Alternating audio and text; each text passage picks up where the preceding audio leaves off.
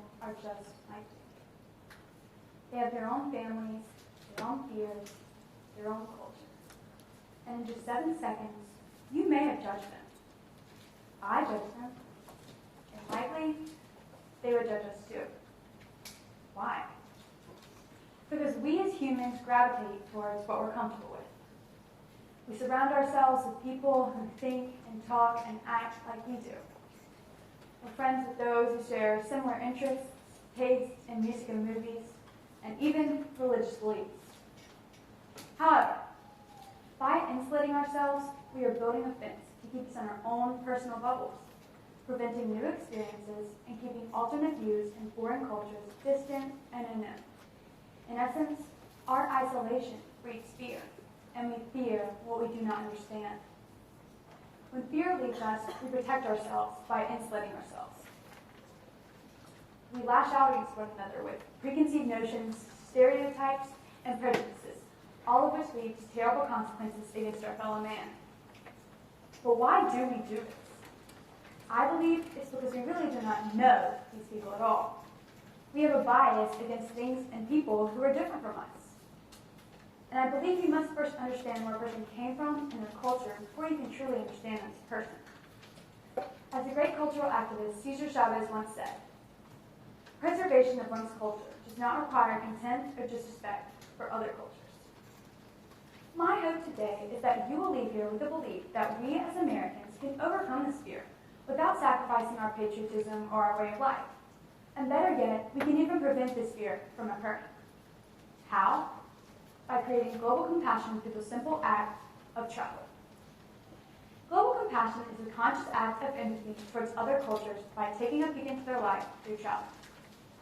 Not just walking a mile in someone else's shoes, but walking down the same road in the same place that they live. As Mark Twain once said, travel is fatal to prejudice, bigotry, and narrow-mindedness.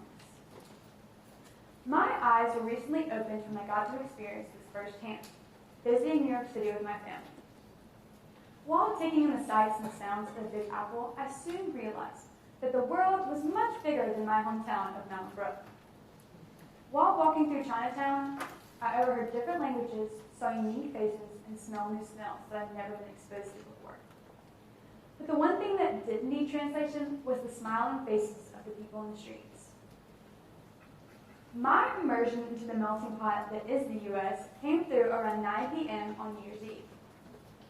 My family and I were trying to find a place to stand before the big drop. But we were not the only ones with this plan. Thousands of people, many of them tourists from all around the world, were trying to cross this very street. Thick accents and people of all kinds started squeezing into me, yelling over me, and standing next to me. But in this moment, no one was thinking of stereotypes or hate. We were all the same.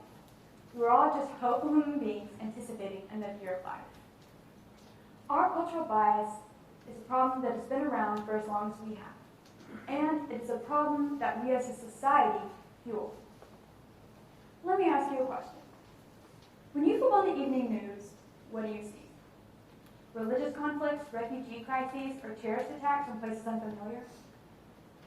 But anything good about these people or these places?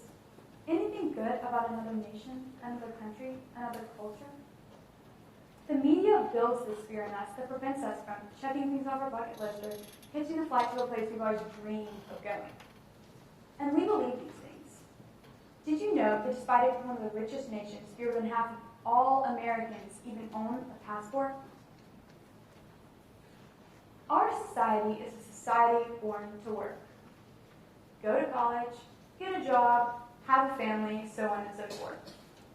Unfortunately, this American dream was created decades ago by a different generation that didn't include traveling to foreign countries or integrating with new cultures. Consequently, the desire to develop human empathy and understanding has been lost. But the world is changing. The creation of the internet, and social media in particular, has made the world a smaller place. Kids today don't think of the world as the generations that came before them. Through just a few scrolls through Instagram, we can find out more about other societies than previous generations could have learned in a lifetime. But it's not just about the education. The beauty of a place unknown begs the viewer to want more. we also need the experience. As Muhammad once said, "Don't tell me how educated you are. Tell me how far you've traveled."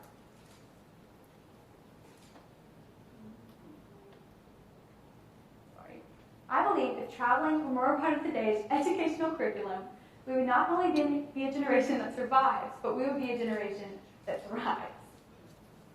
People who travel today come home with a changed perspective. Not just about the world, but about themselves. They are happier. Did you know that the people of Scandinavia are the most well-traveled in this world? And I don't believe it's a coincidence that Finland, Sweden, Norway, and Denmark all rank in the top 10 of the world's happiest nations. But a major problem that prevents many people of our world from creating this global compassion is money. Traveling is expensive, and many people will never get the chance to travel in their lifetime. So, I had an idea. To first understand the world, we must understand and build compassion locally. This is why I would like to start a foundation that brings different Birmingham area schools together that would otherwise never intertwine. These students would pick a place to learn and study about. Then, the schools would provide 21st century pen pals at a sister school of their designated location.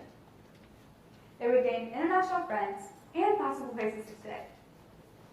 The Birmingham students would then raise money together, travel together, and make the world a better place together.